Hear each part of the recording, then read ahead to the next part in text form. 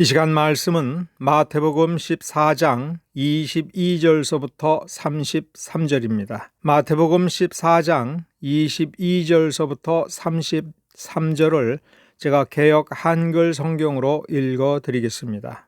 예수께서 즉시 제자들을 재촉하사 자기가 무리를 보내는 동안에 배를 타고 앞서 건너편으로 가게 하시고 무리를 보내신 후에 기도하러 따로 산에 올라가시다 저물매 거기 혼자 계시더니 배가 이미 육지에서 술이나 떠나서 바람이 거슬림으로 물결을 인하여 고난을 당하더라.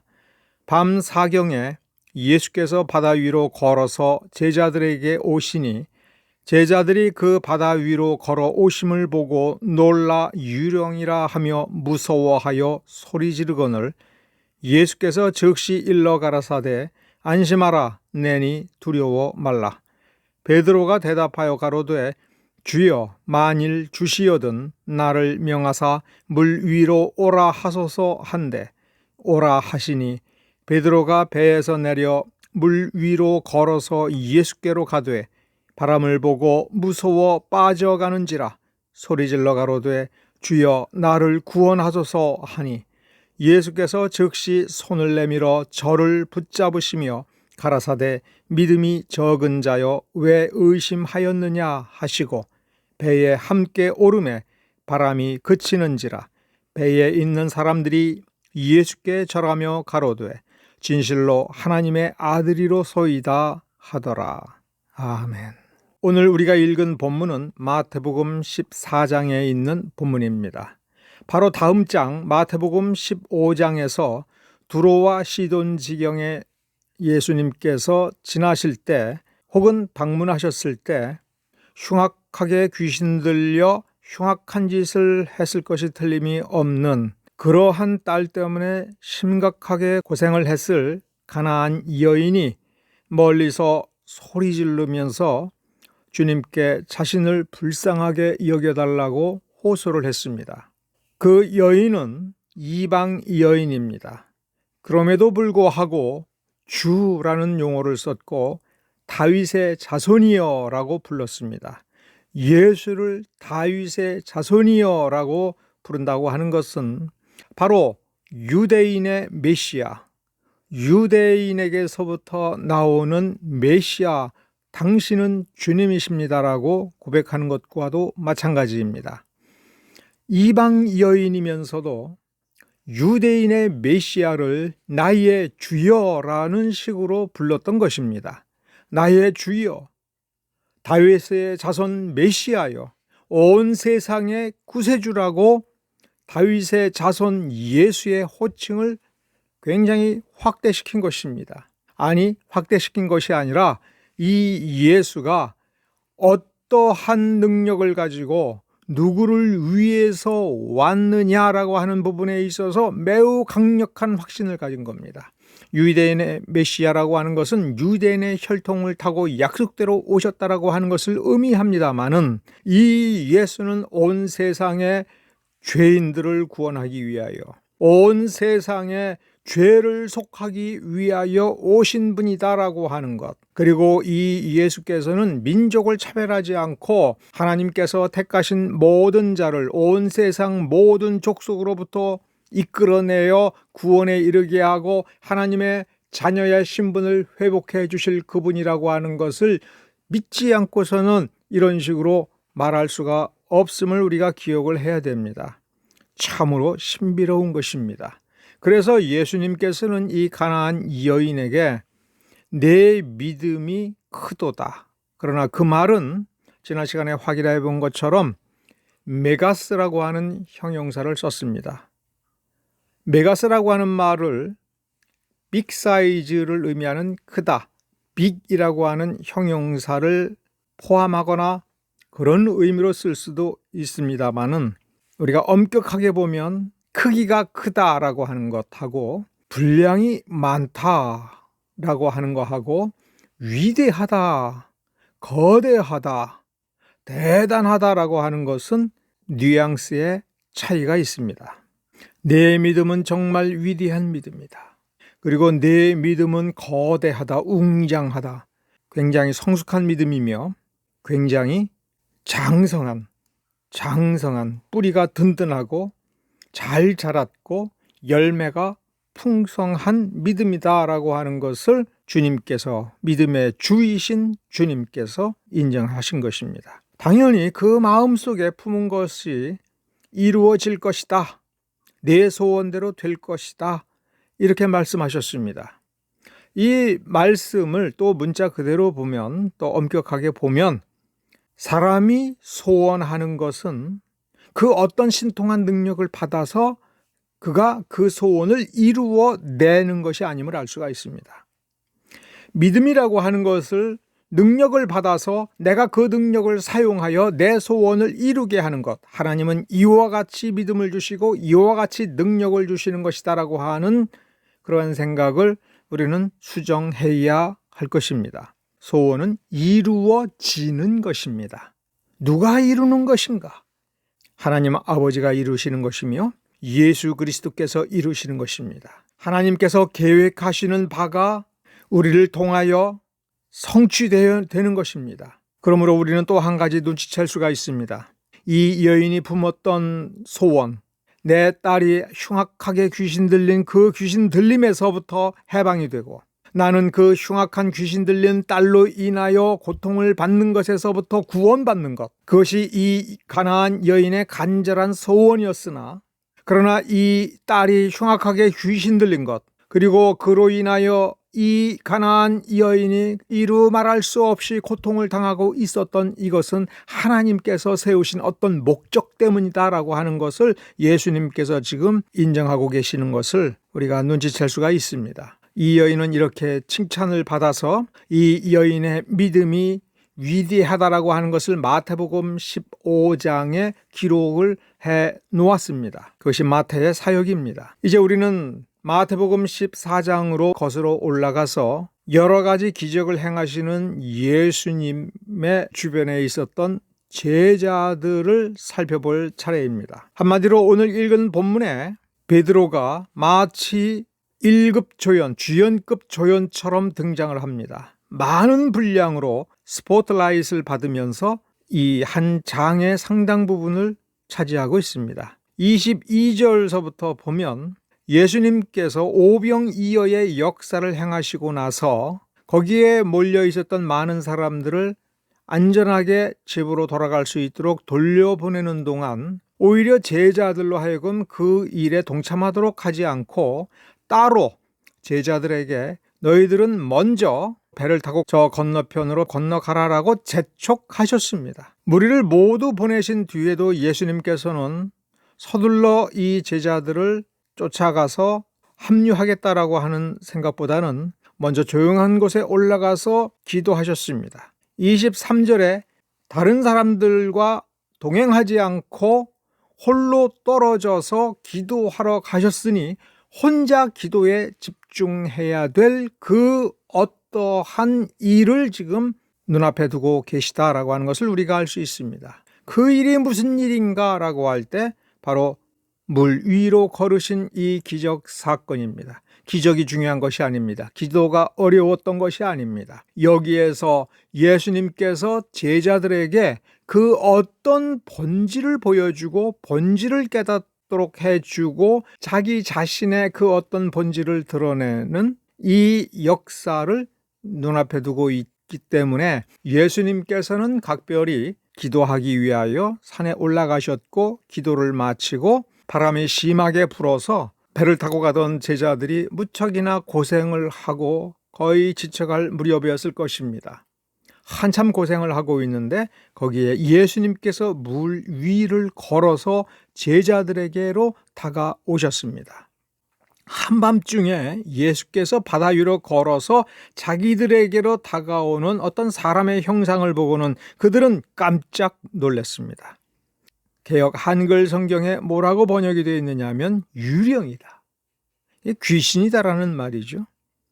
그러면서 무서워서 소리를 질렀다고 되어 있습니다. 이것이 또한 중요한 단서입니다. 그러자 예수님께서는 제자들을 다독입니다. 안심하라, 나다, 두려워 말라.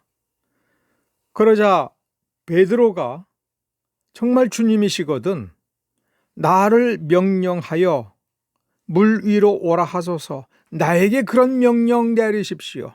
무슨 뜻입니까? 예수님께서 그런 명령을 내리시면 이 바닷물, 이 풍랑, 그리고 자연 법칙, 이 모든 것을 주관하는 명령권자가 예수님이시다. 그래서 예수님께서 명령하면 그 명령이 이루어지도록 자연 법칙이 모두 순종할 것이다. 만유의 주라고 하는 것을 분명히 고백했지요. 여러분 비교해 보십시오. 가나안 여인이 무엇을 믿고 있었는가? 베드로가 무엇을 믿고 있었는가? 두 사람의 믿음의 본질은 동일하되 약간의 차이가 있습니다. 베드로는 가나안 여인보다도 훨씬 어려운 요청을 합니다. 물 위를 걸어보게 해 주십시오. 물 위를 걸어서 주님께 다가가게 해 주십시오. 베드로가 예수님의 제자라고 할지언정 예수님께서 물 위를 걸어서 이 제자들에게 다가오고 있다고 하더라도 베드로가, 사람인 베드로가, 제자인 베드로가 물 위를 걸어서 예수님께로 다가갈 이유가 어디에 있겠습니까? 이유 없습니다. 그러나 호기심은 있습니다. 해보고 싶었습니다. 그래서 주님께 정말 주님이시여든 나를 명하여 물 위를 걸어서 주님께 오라고 명령해 보십시오. 그렇게 말씀해 보십시오라고 했습니다. 그러자 주님께서 그럼 그렇게 걸어라, 내게로 오라고 명령하셨습니다. 오라 하셨습니다. 그래서 물 위를 걸으면 이 베드로는 처음에 뭐라고 그랬습니까? 정말 주님이시여든. 아 그렇구나, 정말 주님이시구나. 아 그렇구나, 만유의 주이시구나. 그러한 믿음이 더욱 커질 분명한 계기이기 때문에 그래 너 말 잘했다, 물 위를 걸어보라, 그리고 내가 누구인지를 더욱 확실하게 믿으라, 이런 뜻으로 허락을 하셨다고 우리는 해석할 수 있습니다. 베드로는 정말 물 위를 걸어서 주님께 다가갔습니다. 그럼 확신이 더 커져야죠. 정말 주님을 더 똑바로 쳐다봐야 되겠죠. 정말 주님을 믿었더니, 정말 내가 주님을 이렇게 믿었더니, 정말 내가 주님께 이렇게 요청을 했더니 그래 해보라라고 했을 때 정말 되는구나, 기적이 이루어지는구나, 우리가 기적을 체험하는구나, 우리가 물 위를 걷는구나, 우리가 이 폭풍 속에서, 이 풍랑 속에서, 이 거친 바람 속에서 우리를 이렇게 애먹이는 저 파도를 발로 밟고서 땅 위를 걷는 것처럼 걸어서 주님께로 갈 수 있구나. 우리가 주님께로 다가가는 것을 막을 수 있는 것은 세상에 존재하지 않는구나, 이렇게 확신할 수 있는 계기라면 이 얼마나 놀라운 체험입니까? 이 체험이 왜 필요합니까? 26절에 제자들이 바다 위를 걸어서 자기네들에게로 다가오는 예수님을 보고 유령이라 라고 하면서 무서워서 소리까지 질렀습니다. 이 바다에서 많은 고생을 하면서 고기를 잡던 이 사람들이 이 바다 위에서 무서워서 소리를 질렀던 것입니다. 바리새인들로부터 성경 공부를 많이 배웠고 침례자 요한으로부터 말씀을 다시 배웠고 예수를 구세주로 믿고 예수를 따라다니면서 하나님의 권세와 능력을 보고 귀신을 쫓아내는 것을 보고 이적을 행하는 것을 보고 여전히 그들은 유령이라 하면서 무서워하여 소리 질렀습니다. 이들의 마음속 깊은 곳에 유령을 두려워하고 귀신을 두려워하고 불가사의한 것을 두려워하고 자신이 하나님의 자녀요, 하나님의 택하신 백성이요, 예수의 택하신 제자라고 하는 것이 가슴 깊이 스며들지 못하고 있다라고 하는 단서가 26절에 있는 것이지요.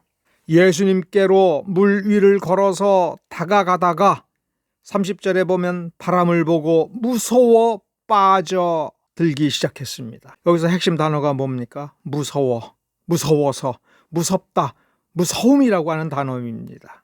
이 무서움은 어디서 왔습니까?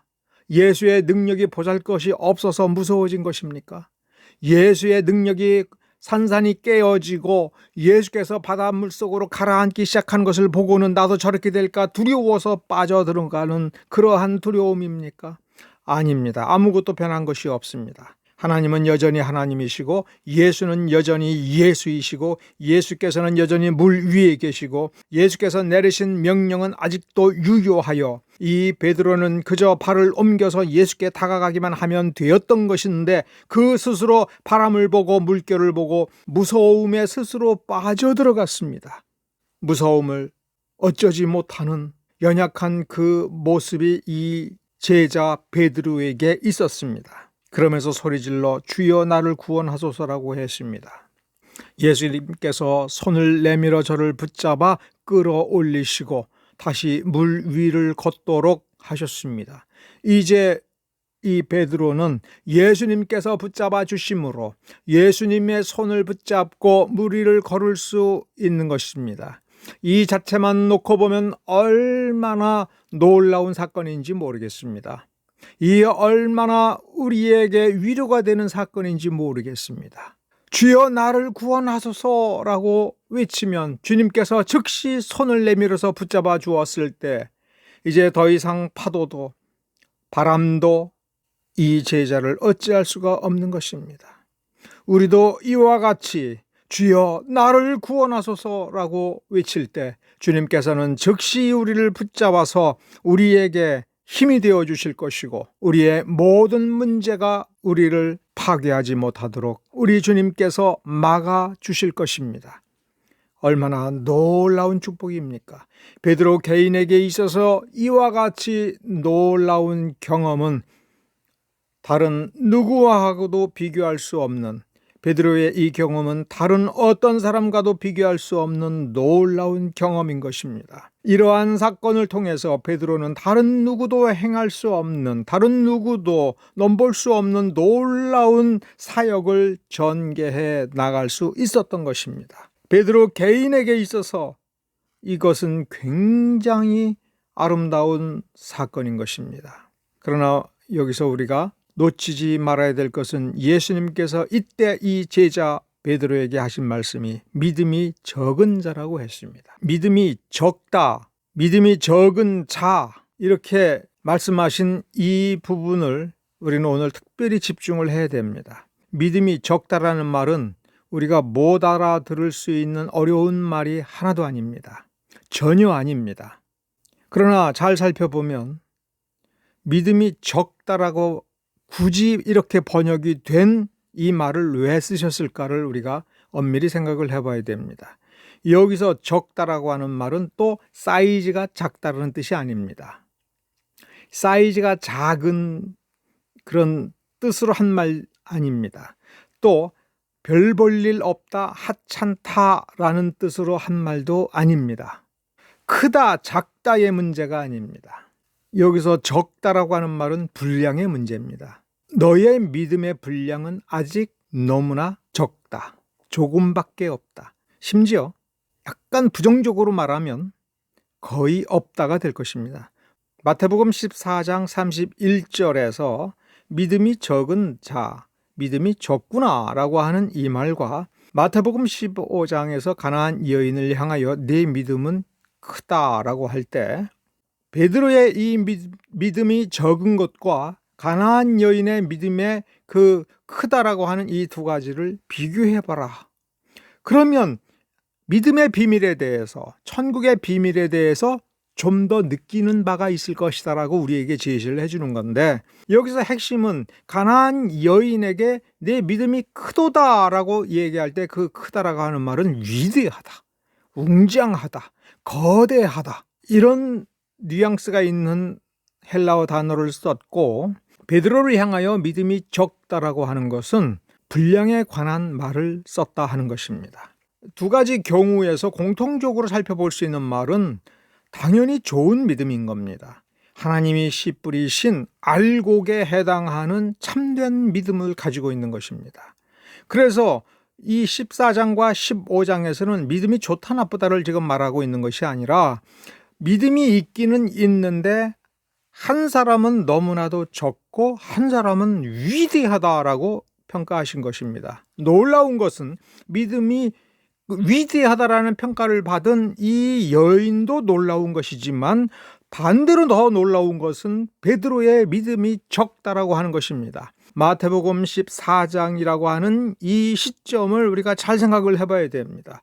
베드로는 어려서부터 유대인으로 태어나서 바리새인들이 시키는 대로 성경 말씀을 배우고 하나님에 대해서 배우고 메시아에 대해서 배웠습니다. 침례자 요한이 나타났을 때에는 침례자 요한의 측근이 될 만큼 다가가서 요한의 가르침에 따라서 상당히 많이 변화된 사람이고, 예수님을 보자마자 그는 메시아라고 하는 것을 분명히 깨닫고 제일 먼저 부름을 받은 제자 중에 한 사람입니다. 베드로는 예수를 가리켜서 바로 메시아다라고 하는 것, 하나님의 아들 메시아다라고 하는 믿음을 가진 최초의 예수의 측근 제자들 중에 한 사람입니다. 예수를 만나고 예수께서 부르실 때에는 모든 것을 버려두고 예수를 쫓아다니면서 예수님 옆에서 하나님의 말씀에 대해서 다시 묻고 더 배우고, 그래서 참으로 많은 것을 알고 궁금하면 또 예수님께 물어보고, 그리고 예수님께서 먼저 이 제자들의 부족한 점을 채워주면서 이것은 왜 이렇게 되는 것이며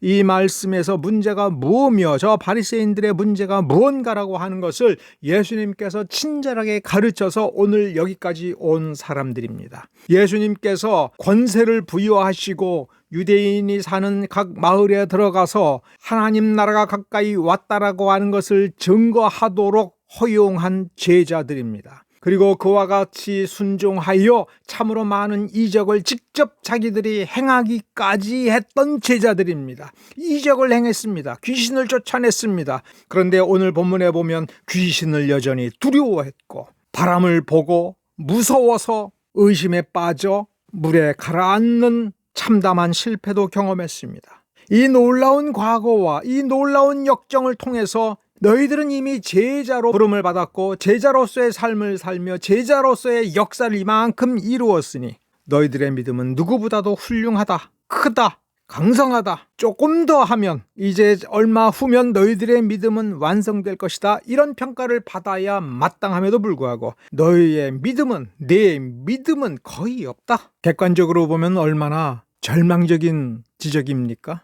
이렇게까지 배웠는데, 이렇게까지 주님과 동행했는데 주님께서 내 믿음은 아직 별로 없어. 만일 우리가 이런 평가를 받으면 우리는 얼마나 좌절하겠습니까? 수십 년 동안 말씀을 증거하고 장로로서 헌신하고 권사로서 헌신했는데 주님이 오셔서 너는 믿음이 별로 없잖아, 이렇게 말씀하시면 얼마나 상처가 될까? 우리가 어떻게 하면 믿음을 강하게 할까? 우리가 어떻게 하면 믿음을 풍성하게 할까? 우리가 어떻게 하면 내 속에 믿음을 가득 쌓아 놓을 수 있을까? 제자들은 현명한 선택을 내서 조금 투자해서 많은 믿음을 가질 수 있는 길을 걸어갔고, 가나안 여인은 불행하게도 이방인에게서 태어나서 이방인 마을에서 살면서 당연히 믿음이 적고, 믿음이 적기 때문에 주님께 나와서 더더욱 울부짖으면서 나를 불쌍히 여기시옵소서, 나 불쌍합니다, 나를 제발 구원해 주십시오, 이렇게 울부짖는 것 이외에는 별로 없다.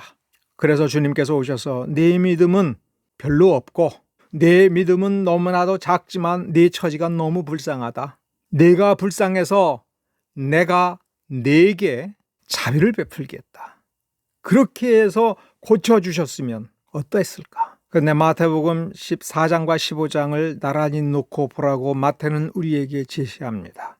믿음이 크고 작은 것은 단순히 그가 어떤 길을 선택했고 그가 어떻게 노력을 했고 얼마나 현명하게 쟁취했는가의 문제가 아니라고 하는 것을 우리에게 보여줍니다. 베드로와 제자들이 겪었던 경험을 한번 생각해 봅시다. 유대인의 위대한 선생들로부터 들었고 침례자 요한으로부터 들었습니다. 그리고 이적을 행했습니다. 예수께서 부여하신 권세를 가지고 예수께서 시키시는 대로 각처를 다니면서 예수를 증거하고 하나님의 나라를 증거하였고, 이적을 일으키는 자신들의 그 놀라운 능력을 직접 체험한 사람들입니다. 그러나 그 마음속에 있는 깊은 그 본질적인 그 문제는 그들의 그러한 경험, 외형, 사건들을 통해서 치유되지 못했습니다. 마음속 깊은 곳에 있는 완전치 아니함, 죄로 물든 그 속성, 두려움, 막연한 두려움에 대한 공포심, 그래서 의심하게 되고 흔들리는 이 본질의 이 문제, 본성의 이 문제, 이것이 결정적으로 중요하다라고 하는 것을 오늘 본문은 우리에게 보여줍니다. 가나안 여인에게는 직접 눈으로 보고 그 역사가 일어나고 하는 현장을 보면서 어떤 감동 이런 것은 없었습니다. 가나안 여인이 평생토록 고통을 당하는 그거밖에는 없었습니다. 예수에 대해서도 들리는 소문밖에는 들은 것이 없습니다. 기생 라합을 생각을 하십시오. 기생 라합이 언제 모세의 계명에 대해서 자세히 설명을 듣고 깊이 깨닫고 연구할 수 있는 그 때가 있었습니까?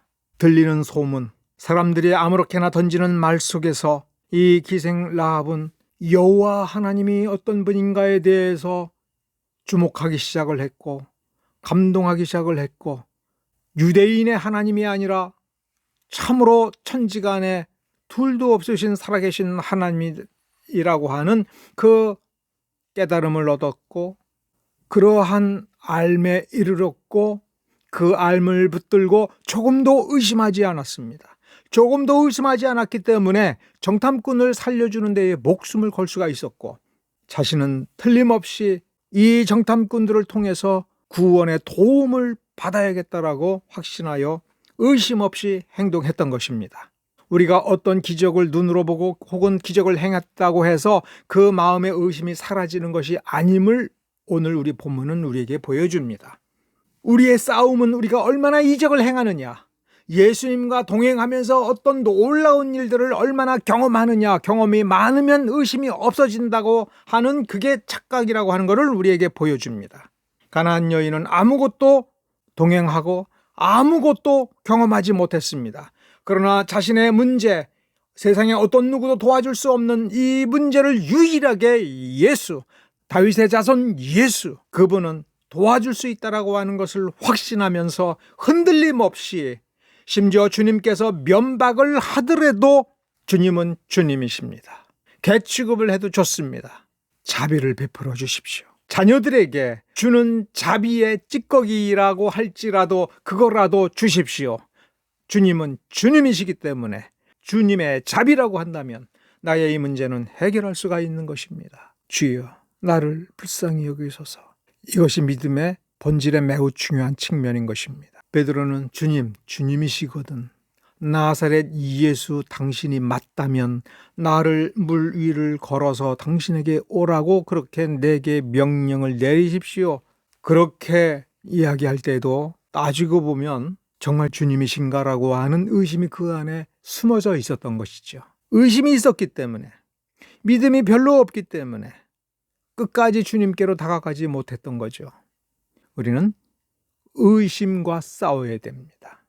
우리가 이와 같이 이렇게 교회를 다니고 이런 교회를 다니고 이런 경험을 했고 이렇게 체험을 했고 하는 거기에 속아서는 안 됩니다. 작은 교회 다닌다고 해서, 훌륭한 목사를 못 만났다고 해서 우리의 믿음이 보잘것없는 것이 아닙니다. 우리가 고통 속에서 우리의 문제를 해결하지 못했다고 해서 우리의 믿음이 보잘것없는 것이 아닙니다. 우리가 기도하여 주님께서 내 기도를 들어주셔서 이와 같이 응답하여 이와 같이 놀라운 경험들을 우리가 이렇게 연속적으로 경험하고 우리가 이와 같이 놀라운 일들을 해냈다라고 할 때에 우리가 위대한 믿음을 가진 것이 아닙니다. 베드로를 보십시오. 그리고 그 배에 있던 사람들을 보십시오. 진실로 하나님의 아들이로소이다 라고 고백을 하고 엎드릴 때 이 놀라운 사건에 압도되었다는 것에 불과합니다. 베드로는 물 위를 걸으면서 의심했습니다. 예수님께서 물 위를 걸어서 자기에게로 다가오는 모습을 볼 때에 유령이다라고 하면서 두려움에 빠졌습니다. 그 사건을 보았다고 해서 이들에겐 더 이상 의심이 없었을까요? 이제 의심이 사라졌을까요? 이들이 예수님이 이적을 행하는 것을 옆에서 계속 더 보고 자신들도 예수께로부터 명을 받아서 곳곳을 다니면서 이적을 행할 때에 이들의 심장 속에는 의심이 없을까요? 그렇지 않다고 하는 것을 우리는 복음서 곳곳에서, 이후에 복음서 곳곳에서 발견합니다.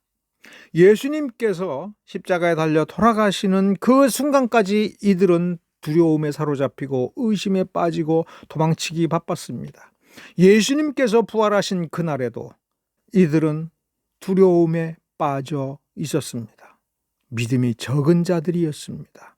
우리들은 다를까요? 우리는 다르지 않습니다. 그러므로 우리는 믿음의 본질이 무엇인가를 생각해보고 주님께 은혜를 구할 수밖에 없는 존재라고 하는 것을 생각해보고 자비를 구하도록 합시다. 우리 각자 믿음의 도리를 따라서 의심 없이 주님께 매달리고 주님의 일에 전심전력하는 모습을 보입시다.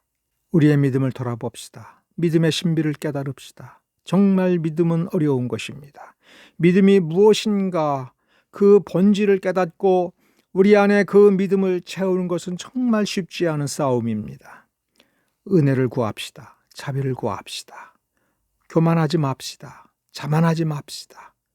믿음을 붙들고 전진합시다. 기도하겠습니다.